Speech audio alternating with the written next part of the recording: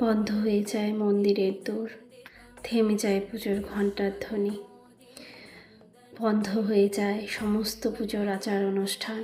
ভক্তদের জন্য নিষিদ্ধ হয়ে যায় মন্দিরে প্রবেশ। তবু লক্ষ লক্ষ মানুষ অধীর আগ্রহে অপেক্ষা করেন। কিন্তু কেন? কারণ তাদের বিশ্বাস, সৃষ্টির উৎস মাও বিশ্রামের অধিকারিণী। লোকবিশ্বাস অনুযায়ী মা এই সময় ঋতুমতী হয়ে ওঠেন।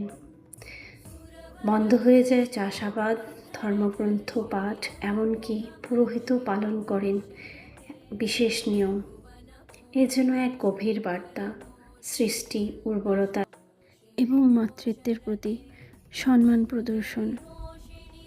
এই সময় প্রকৃতিও বিশ্রামে চলে যান।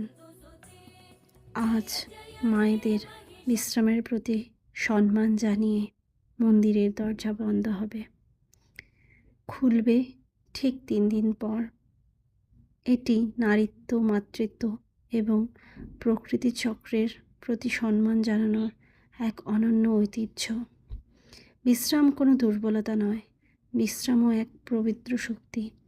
আর তাই প্রতি বছর নীলাচল পাহাড়ে লক্ষ লক্ষ মানুষ সমাবেত হন, সাক্ষী হতে সেই অলৌকিক মুহূর্তের, যখন মা কামাখ্যা বিশ্রামে যান। বিশ্রাম ঠিক এতটাই গুরুত্বপূর্ণ।